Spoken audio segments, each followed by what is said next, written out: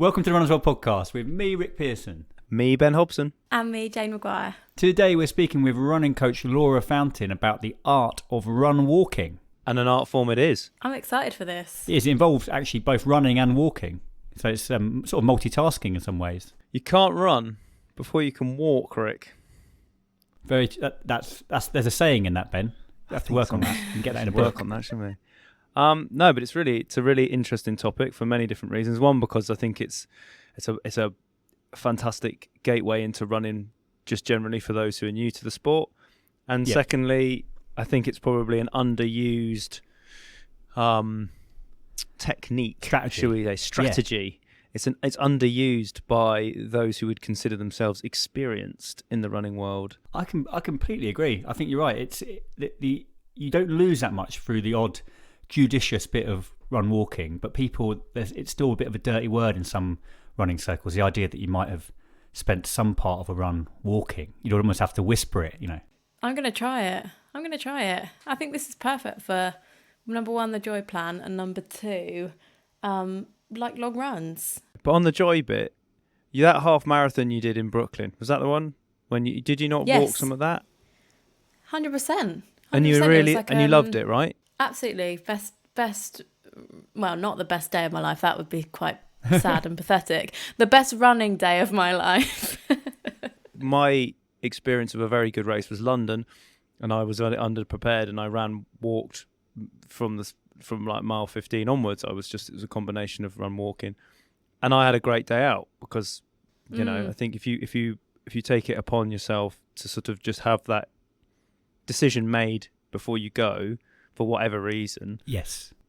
And then Laura gets into the actual how you should approach the walk bit. She'll explain more into that, but that really sets you up for making the most out of the combining the run walk situation. It's not a defeated walk; it's a very positive walk. It's there to help you progress from the run into the walk into the run again. It's not a sort of people worry about never getting started again, and that's not what the walk's about. Anyway, I've digressed. What I'm saying is, from the joy point of view, Jane, you and me both embraced the run walk and had a great day out. I'm going to try it today. I'm going to try it on my run today because it's fucking raining again, and there's nothing more depressing than running in the rain. So maybe walking in the rain will be better. I tell you what's worse than running in the rain: walking in the rain. Okay. I reckon. I would say.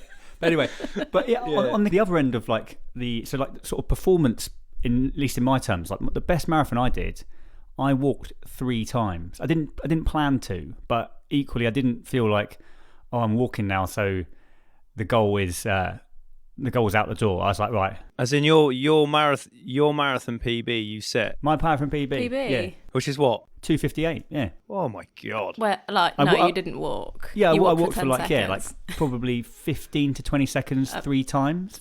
3 seconds. Just because it was like fueling or whatever, and it was a bit of a reset, and it was a bit of like, you need to keep going, mate, to do this. But it shows you. I think Andy, the editor of Runners World, had a little walk break in his sub 3 as well. So it's not. When you say walk, Rick, are you like doing that power walking like they do the Olympics? I didn't have poles, but equally I didn't plod at like half a mile an hour. I was probably walking at like 3 miles an hour, and just was like, this is still on. I can still do this. Take a gel. Exactly. Look, I want you to tell us about this trendy workout, Jane, because it's called the 12-3-30, and you're the right demographic for this. I am, right. It's big on TikTok, Rick. Exactly. You'll know, because you're big on TikTok too, aren't you? Huge. So what you do is you get on a treadmill and you set the treadmill to a 12% incline. You walk for a pace of 3 miles an hour. So that is pretty punchy. You're not just like strolling on a treadmill. And you do that for 30 minutes. And it's called the 12-3-30. And it's pretty hard. It's like 12% incline is pretty hilly, isn't it? Yeah, it's a steep hill, isn't it? Yeah, it's a steep hill. Rick's written in these notes, too easy, try the 12-4-30 instead. I don't think you should. I think you should try the 12-3-30. And it is a good cardio workout. Like, you're going to get your heart rate up, aren't you, walking at incline? And to be honest, I hate running on a treadmill, but I didn't mind doing this. So what does that tell you? Yeah. I think it's a good point, though, about like the difference between a brisk, purposeful walk and the difference between sort of strolling. Because I think actually the fitness benefits are quite distinct as well. Like walking really slowly, all right, it's a lot better than than sitting down and doing nothing. But actually, there's quite a big difference between the 3 to 4 mile an hour walk and the 2 mile an hour walk. And I would argue that when you're running on a treadmill, a lot of the time you're not, like, it is easier than running outside, isn't it? Like, don't send me hate on the internet, but it is easier. It's easier to just go, and it's boring. So I would say especially when the weather's this horrendous, if you had like an easy run on your plan, you're probably better going and walking at incline on a treadmill. You're going to use more muscles, aren't you, than just plodding on a treadmill, not really picking your feet up. Yeah, so, I think it's a shout, yeah. Treadmill walking maybe is a good thing to do. Well, should we get our guest of the week on? What do you think? Guest of the week, here in the studio. Guest of the week, sometimes on the phone. Could be an athlete, could be a physio, or a complete unknown. Today we're speaking with running coach Laura Fountain about the art of run walking. So Laura, welcome back to the Run As Well podcast. Thanks for having me. Really obvious question to start, Laura. What do we mean when we say the run walk? So it's a bit of running and a bit of walking, and you repeat that again and again and again. And the ratio between running and walking will depend on your fitness level and what your aims for that session or race are. So you might run for 4 minutes, say, and then walk for 1 minute, and then carry on for as long as your race or run is that day. I think there's a real sort of a sense that the run walk thing is a pure beginner's thing, and that's probably partly true, but I think it's worth mentioning that run walking can be from the walk in between a very hard interval session, you could count that, through to race day strategy being that actually you might get a better marathon time if you factor in a bit of walking now and again. Absolutely. It can be faster, and you know, it depends on what if we talk about races, what are your objectives for that race? And often your objective is to run a set time, or it might be actually to enjoy it. And run walking can absolutely help you enjoy it more than you would if you just ran the whole way, or ran as far as you could until you were forced to walk. But it can also help you if your objective is to run a set time, because you don't lose as much time as you might expect from the walking breaks, because you are still moving, you're not stood still, and it allows you to go that little bit quicker or that little bit more efficiently in those running bits between. And I think I don't know, there's always like this stigma, isn't there? Like when I'm doing a tempo session and it says walk for a minute and a half, I think, oh no, just jog that and then I'll look better on Strava. But you're a running coach, so you know a lot more than me. So what are the benefits, I guess, for doing it like this? Yeah, so when we're recovering, we want to recover well in that recovery to be able to go well again in the effort. So if you're jogging, it might be that actually you can recover, but maybe not. It can't bring your heart rate down as quickly. So if your coach or plan has written that you're doing a walking recovery, it's because that's tied to the amount of recovery. So if it's a 3-minute jog, that might be the same as, say, a 1-minute walk. So it also depends on how much time you've got on your hands. If you're trying to fit in a session in your lunch break and you want to bring that heart rate down in between your efforts, then maybe that walking one is going to do that better for you. That's good.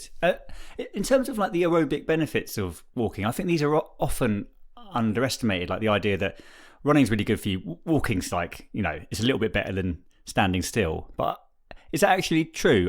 What are the kind of aerobic benefits of walking? Are they almost as good as running? Where's it kind of sit?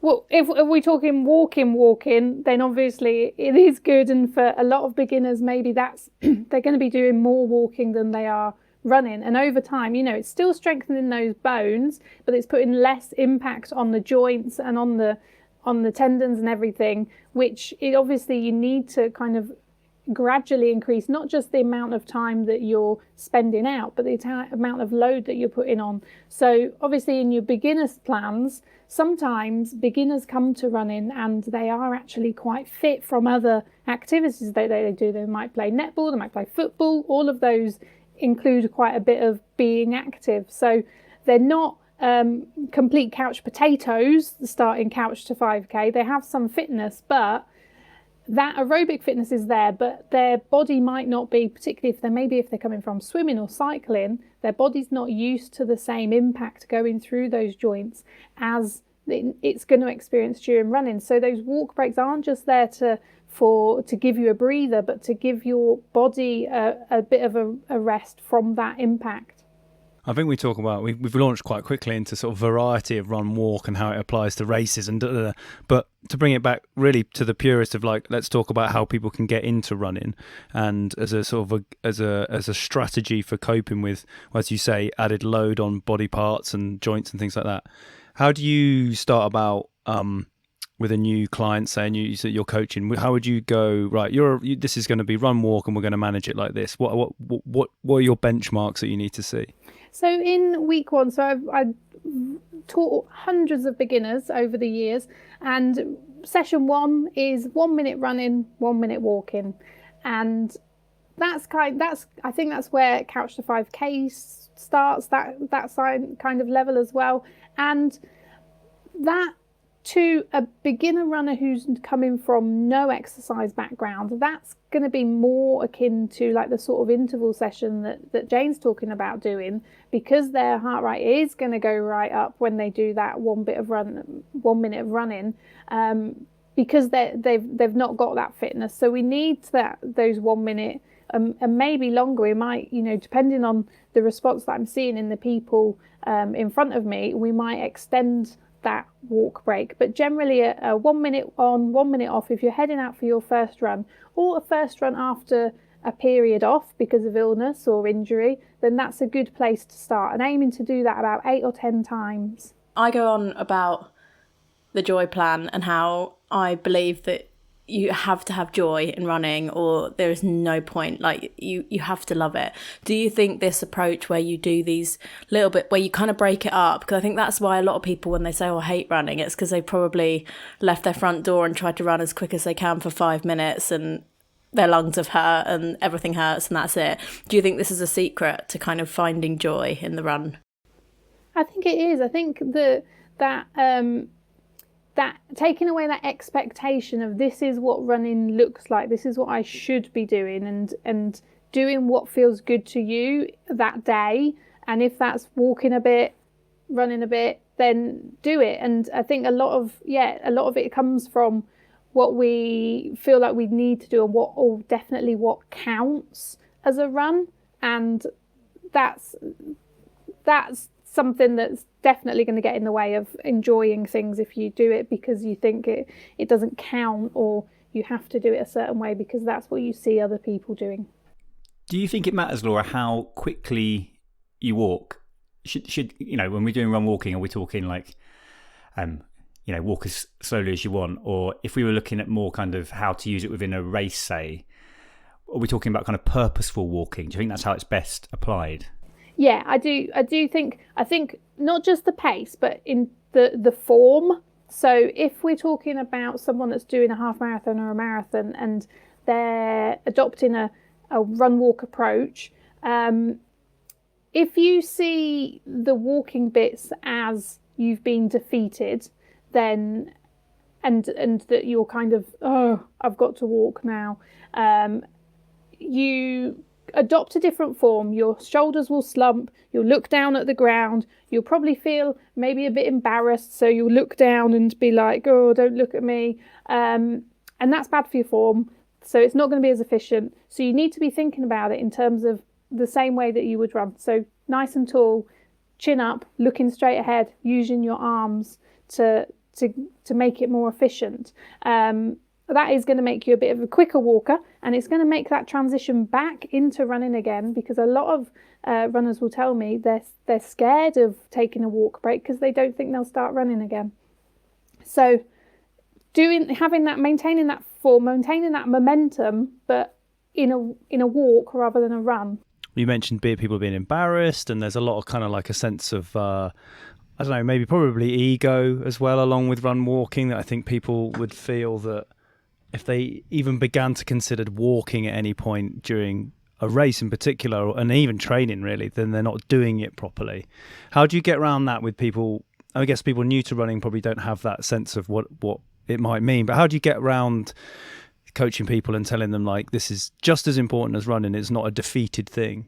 In a race, for example, there's many times when we start to walk which are forced upon us, that it might be that there's a bottleneck and we have to walk, or we're going through an aid station and it's all a bit frantic, so we walk because of that, or we walk to take a gel. So going into, when I'm working with runners that are training for a marathon and they have in mind that it only counts to them if they've run the whole way, we break down those reasons why actually they may be forced to walk, it may be safer, and it might be faster. So when we come to hills, for example, walking up a hill can make you faster overall than if you try to run up it. And I've done in the park, I've done an example with my runners where I will walk up a hill as fast as I can and they will run up it at a normal pace. And actually the time that they get to the top compared to me is a matter of meters. They'll get there maybe a few meters quicker than me, but at the top in a run situation or a race, I would be then better able to start running again at the top of that hill than they're kind of exhausted from it, and you would find that I would overtake them in that setting. So it can be faster, it can be more enjoyable, it can be safer sometimes. It absolutely counts, and that's the contradiction that I find with people, is that they feel like it doesn't count, but equally they think that if they do start walking, they won't be able to start running again. So are you telling me it's easier, or are you telling me that it's harder? I think we have to put a public service announcement out to spectators too, don't we? To every time I've ever walked in a race, it's like, go on, you keep going, keep running. You're like, actually, guys, can we take a minute? This is planned. I'm doing it on purpose. This is a public service announcement to not do that to people walking in the marathons. Do you know, I did Cambridge Half Marathon last week, and there was a runner that I was running behind, and she was doing a run walk, and she had a sign on her back that said, I'm doing a run walk, my ratio is, I think it was something like 3 minutes running, 90 seconds walk or something, which was good for people behind could see, because obviously that's one of the potential issues in a race, is that you stop and people, or you move from a run to a walk and people behind you come into you. So that was I thought it was a really good idea to have that on her back. And also it would stop people running up behind her going, come on, love, you can do it, keep going. It's funny because there are areas of running, like let's say like long distance or trail running, where walking is part of almost everyone's race plan, isn't it? You think like if you're running 50 miles, the amount of people that actually run all of that, you'd probably be looking at, the top 5, and everyone else does do a lot of walking. And actually I think it's so it seems the kind of reputation of walking, it differs sort of across surfaces and across distances, which I think is quite interesting. And road running, it's still maybe seen as a dirty word by some, but not so much off-road.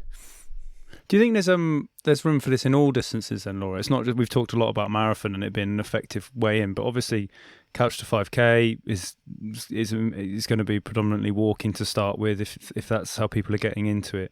Is it sort of... I did have because I used to coach in Finsbury Park, and one of my runners, Finsbury Park run is 2 laps, and in each lap you've got 2 hills. And one of my runners came back one week and said, do you know what, I started walking up the hill like you suggested, and my time was faster than it was last week. So I think it can apply across all distances, and she probably enjoyed it more as well. What's been your own experience of run walking, Laura? Have you used it effectively within races? I can't remember when I last went into a race kind of planning, I'm going to do this and then that, but definitely in races where there's been gradient. Snowdonia marathon, I think you've done that as well, haven't you, Rick? That you can't get to that mile 20 hill, and intend to run the whole way up that, because that is a beast, and you're 20 miles deep in a marathon. So I've gone in, when it's been the gradient, I've gone in with the intention of walking the hills. But again, making sure you keep that form, so upright, use your arms, get up there a bit quicker than you would if you were dawdling along looking at your feet. But yeah, when races have gone bad, I've used it. And I think London last year, I didn't have a great second half, but having practiced or done run walking on just training runs where it's been going hard, if you've practiced it, you don't need to go in with the intention of doing it the whole way, but and so that fear that people have that if I start walking, I'm going to not be able to get started again, is kind of self-fulfilling. So if you've practiced it at some point, and then you can go in, and if you find, actually, I've hit a bit of a wall here, I'm going to switch it up and try this. You've practiced it, and actually that feeling of walking and then getting going again. It is possible, but to give yourself that ratio and set, okay, so even if it's, I'm going to run to the end of this mile, and then when I hit the mile marker, I'll walk for 1 minute, and then I'll start running again. I think as well, we forget how long it's hard. Like a minute is actually quite a long time, isn't it? Like I think in your head you think, I'm going to be walking for ages and I'm not going to start again. But it feels longer when you're walking, doesn't it? And it's like long enough to catch your breath and feel better. So I think it's my one usage of it was when I was deeply unprepared for a race, but I was going to do it anyway, and that was when I just I lent into it in a really big way. As you say, like, I think if I'd been going for a time or anything like that, I probably would have felt quite defeated. But because I knew from the get-go the only way I was going to get round was to do some running, see how it felt, and then walk whenever I wanted to. And that was exactly it. And it made for such a nicer day than if I'd tried to really batter myself to get round or something like that. So, yeah, I think that there's great, you can, performance aside, I think that the walk, if you embrace it as something that gets you round, it's really just like lean into it, and it makes the day much better.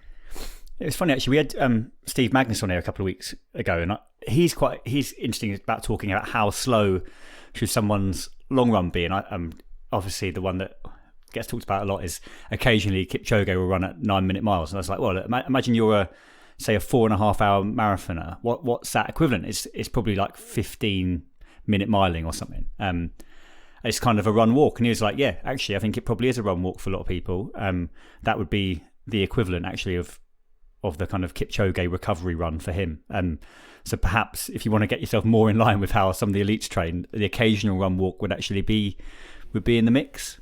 Yeah, absolutely. It's very, when people look to do kind of low heart rate training, it's a struggle to get your heart rate into those lower zones to begin with without doing a run walk, and particularly without your gait changing too much. So when I would run with my beginners in the first couple of weeks, they're often going at a much slower pace than I can run comfortably, if that makes sense. Like to slow down that much, my gait changes and it puts too much strain on my calves in a way that I'm not used to. So I will run walk, but trying not to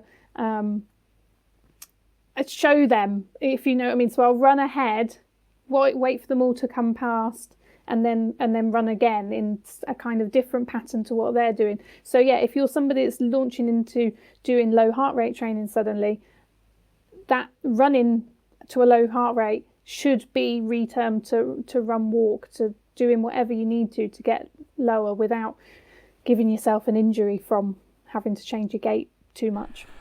Laura, if people want to find out more about you and your coaching and your running, where can they go?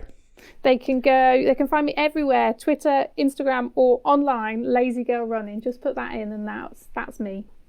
Excellent. And what have you got coming up this year running wise then? So for my personal running, I'm doing Loch Ness Marathon in October, which I probably will be walking up some hills around there, I think.